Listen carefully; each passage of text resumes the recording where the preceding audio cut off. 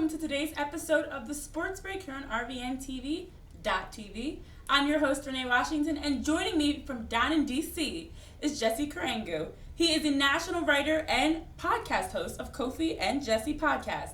Jessie, good morning. Morning, Renee. How are you? How have you been? Good. Nice to see you. I'm glad you can join us here on the show today.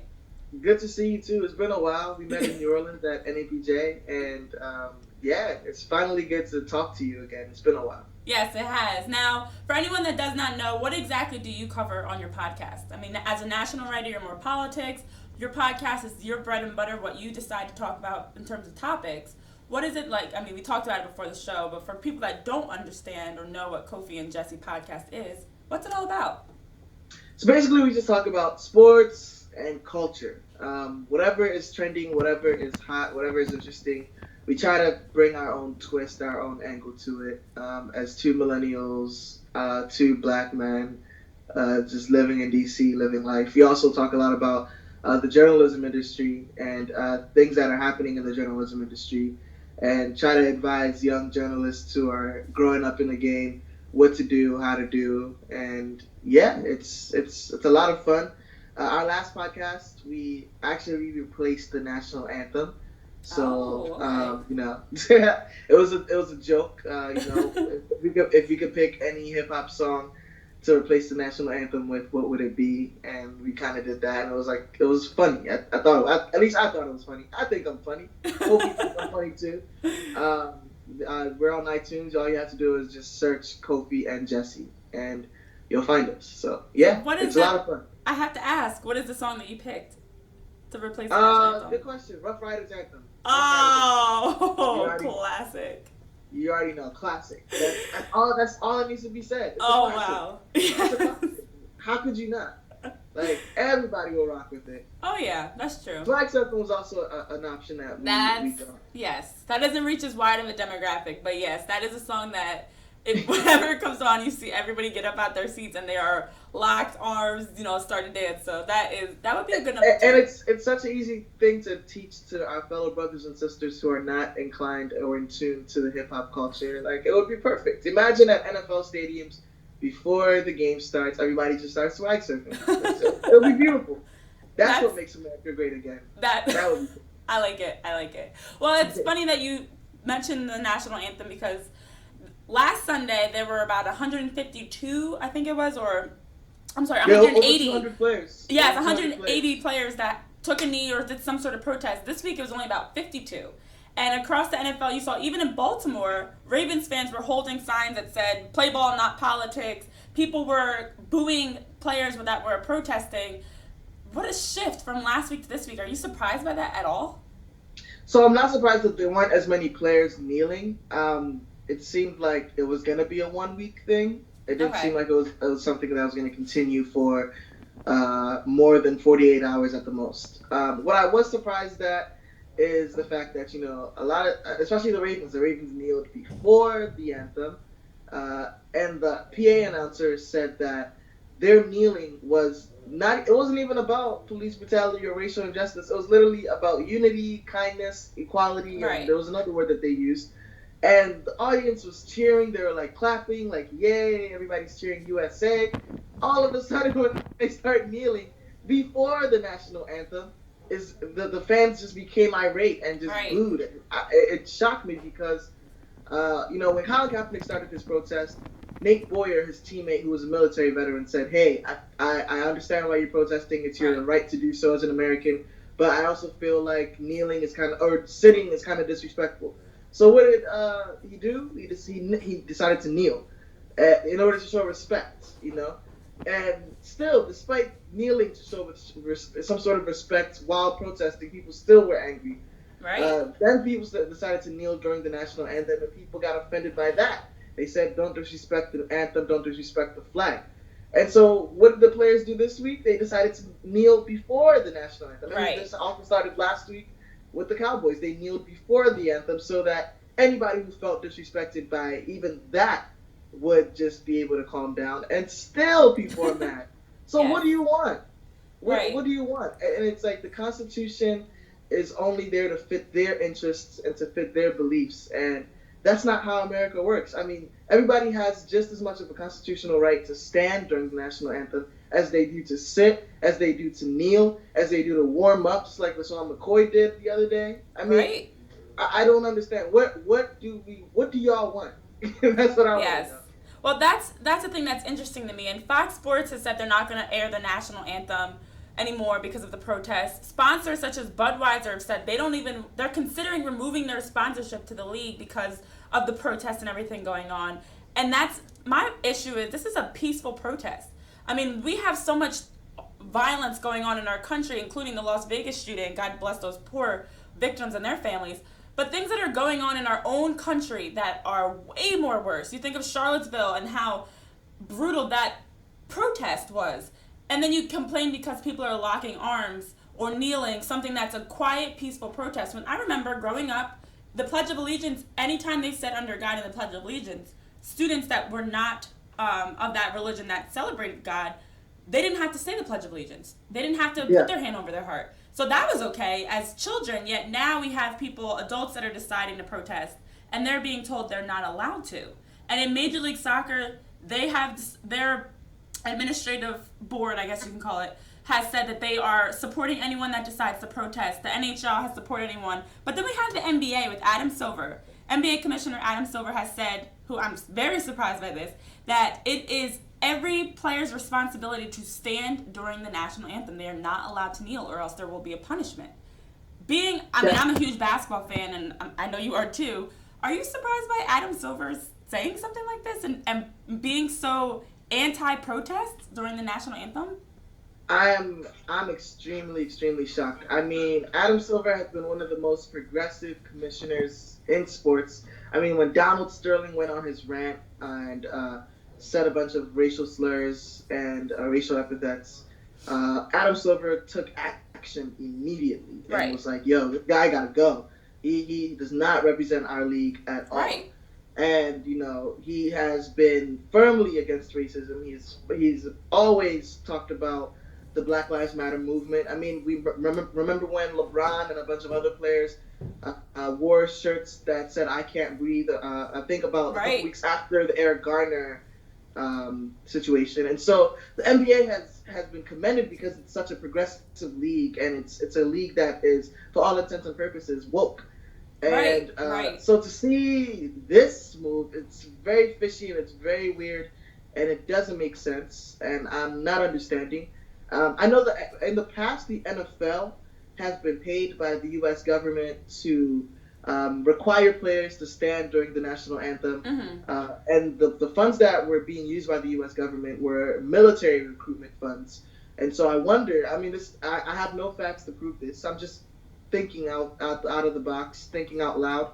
Is the NBA also accepting money from the government who is trying to recruit for the military? And because of this, they've agreed with the U.S. government to force players to stand during the anthem. And is this why there's this change in policy? Yeah. I don't know.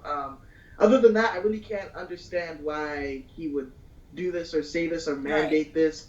I mean, he's talking about possibly finding players and finding teams if they decide to do any kind of protest.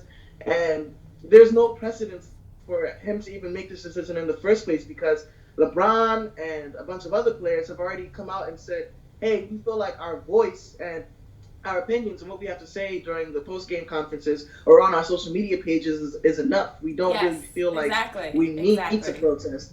So if anything, you're almost adding fuel to the fire by telling people, hey, you're not allowed to do this. You're almost telling people, hey, you know what? I wasn't planning to, but now that now you want to talk all this stuff, now you want to talk all this crap, like, now we might do something. I mean, I don't know if you saw J.R. Smith's tweet the other day. He was like, there was a news story that he quote tweeted about this story, and he was like, yeah, and so we don't know what this could spark unintentionally. Right. I just don't think it makes sense, especially for a guy and for a league that has been so progressive and has been so woke and current with what's going on in the world. You make some really good points because the NBA has been, out of all the professional leagues, the most outspoken. And we've seen it in award ceremonies. We've seen it on social media. We've seen it in press conferences where they openly, and even, as you mentioned, in warm-ups, when players had shirts that were black, represented different incidents going on with social injustice. And now for the commissioner of the league, who's been supportive of all that, to turn around and say, you cannot protest. Even though you have a right as an American to protest the anthem, I'm not going to let you. And I'm going to fine you whether you're a coach, player, trainer, it's like a whole list of people involved with the team that Adam Silver has almost threatened. And it is, in a sense, if the equipment manager decides to protest, you're going to find the equipment manager? Yeah, exactly. Like $200? Exactly. I don't know. But we will actually continue talking about the NBA more when we get back from this break. Jessie, thank you for chatting in on some anthem protests. But for anybody watching, don't go too far because there's some interesting things that are being said across the NBA with some players that you may not have suspected. Right after this break, we'll get right into it. Don't go too far. Love my style, I'm dancing tonight. My smile from pearly white side. Love myself, love my style. Pearly white, love your smile. From teens to grown-ups faces, they can change your life. All ages and all faces, your smile from pearly white. Love yourself, love your style. Pearly white, love your smile.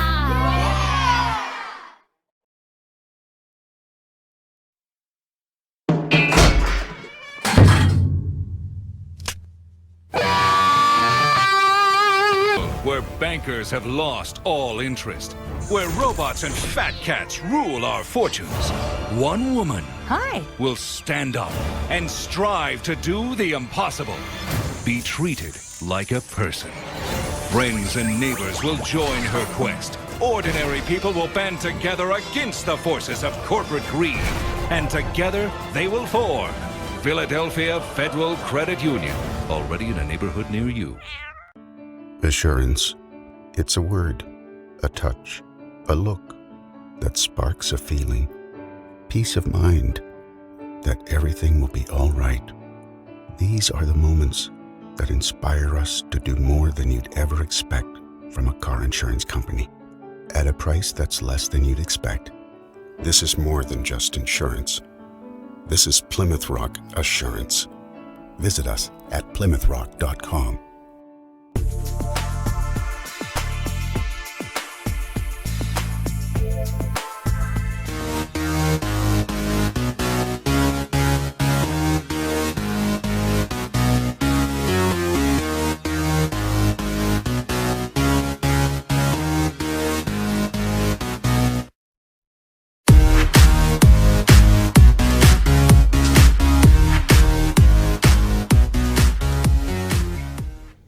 Welcome back to the Sports Break here on RVNTV.tv. I'm your host, Renee Washington, and joining me from down in D.C. is Jessie Karangu. He's a national writer and has his own podcast, Kofi and Jessie Podcast. Now, we were talking about the national anthem protests across all sports, not just the NFL, how other leagues are responding. And we now have to get into the NBA. So, Michael Beasley.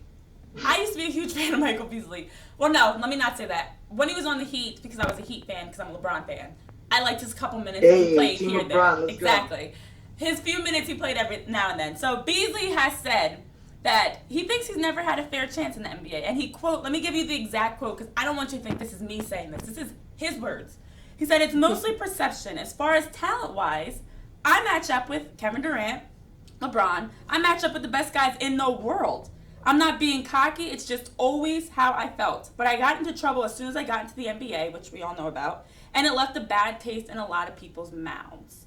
So, Jessie, is this perception? Is this his trouble with drugs and everything that he went through with for like the first 8 years he was in the league? He's been out of the league, he's 28 years old now. He claims he's changed.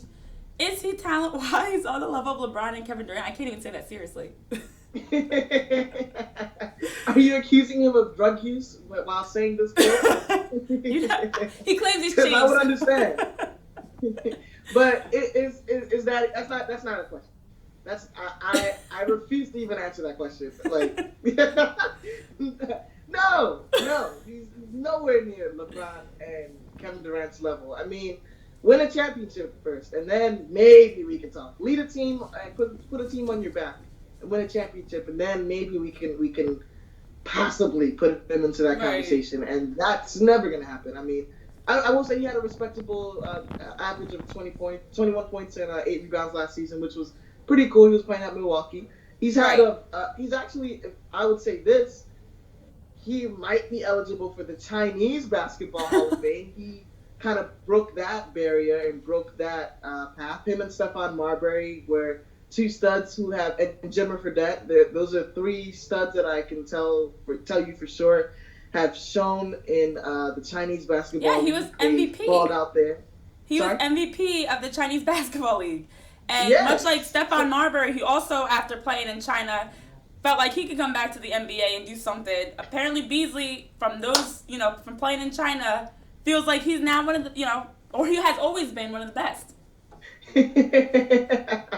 I mean, he was the number 1 pick in the draft, I think, in 08, and he had a lot of expectations that he has not lived up to at all. But I also like that he has confidence. I like that, he has that swag. Right. He's from PG. People from PG County. That's in Maryland. I forgot we're not in Maryland. Right. The viewers aren't from Maryland, but PG County is in Maryland. That's where he's from. That's where Kevin Durant is from.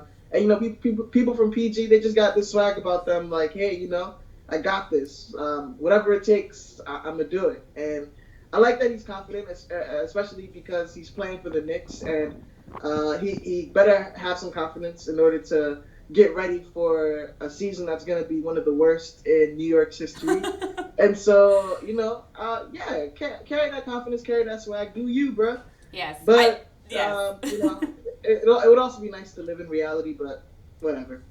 Yeah, I do think it's interesting. Maybe with Carmelo moving to OKC, Beasley feels like stepping into New York. Him, Porzingis, the young guys they have coming in, that this is his time to show he's one of the best in the league. But we have another guy that also talks a lot, and I'm actually starting to like him a little bit more. That's Lavar Ball, and he has openly said now his youngest son, Lamelo, who's 16 years old, is not going to be playing high school basketball anymore. He feels like for him to develop and focus, he needs to remove him from high school altogether. He's going to be homeschooling him. He's going to be training him personally. He's going to be still playing AAU basketball in the spring, but for now, no high school ball for LaMelo. What are your thoughts? Is this the right move for LaVar Ball to pull him out of school? So let's just name LaVar Ball's responsibilities real quick. This is based off of my viewing of his reality show on Facebook, which I love. It's hilarious. If you have not watched Ball in the Family, it is amazing. Like, I highly recommend it. It's comical. So LaVar Ball is in charge of a shoe brand. He's in charge of managing Lonzo's career. He's in charge of helping his wife, who had a stroke, rehab. He's in charge of helping LiAngelo succeed at UCLA. Right. He's in charge of making sure that his reality show continues as is and the production company continues as is. He has all these other responsibilities. Where is he gonna have time to homeschool LaMelo and help him out in his basketball and in his education? This makes no sense to me. I think his ego is just getting too caught up with him, and he's doing the most. He's really just doing the most. He has to find some balance in his life and chill out and trust other people, or get him to transfer to another school. Right. The thing with LaMelo that I've noticed, whether watching him on the court or watching this reality show, is he's a really good 3-point shooter. He's a really good precision shooter, but if he doesn't feel like playing, he just kind of loses energy. Mm-hmm. He's very irresponsible. He doesn't play on both sides of the court. He plays no defense, obviously, as we saw in that YouTube video that went viral last summer. Yes. And he's just not disciplined right now, and he's definitely not ready. He's not even ready for high school basketball right now, or college basketball, or let's not even talk NBA. I mean, I just think that the guy needs discipline. And to be honest, if there's anybody who could discipline him and give him that staunch, real talk, it would be LaVar. But LaVar just has his fingers tied up in too many different places, and I don't know where he's gonna have time to do this. Yeah, I think it's interesting because from one side, he was saying how LaMelo's high school basketball team has had 3 different coaches in the last 3 years. They also, we saw, and as he's you also mentioned, been to blame for the fact that they've had so many coaching changes. I was going to say.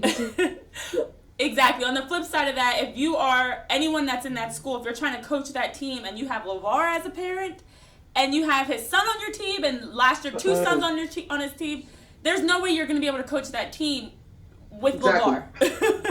There's no way. Exactly.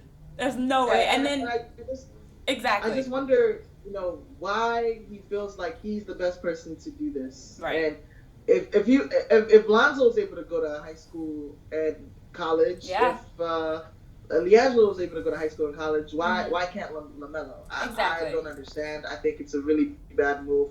And I'm also wondering, Lamelo's trajectory right now is very questionable. Right. He's most likely not going to play basketball in college now because he hasn't gone through any formal training in high school anymore now that he's leaving Chino Hills.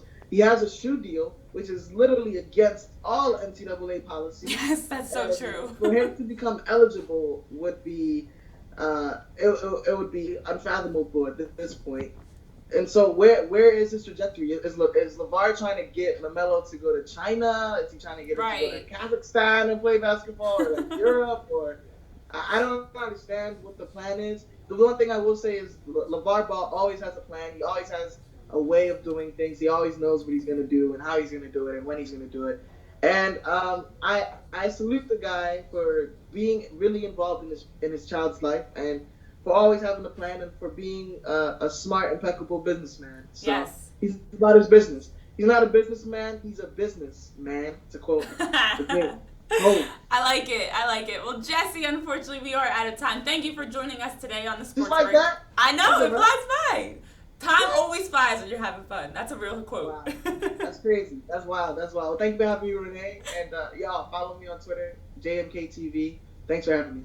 Oh, it's like you read my mind. That was gonna be my next thing before we left. So make sure you follow him. Go. Read my mind.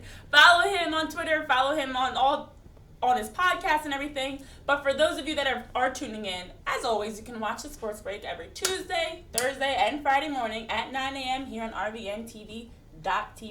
I'm your host, Renee Washington. I look forward to seeing you right back here on Thursday.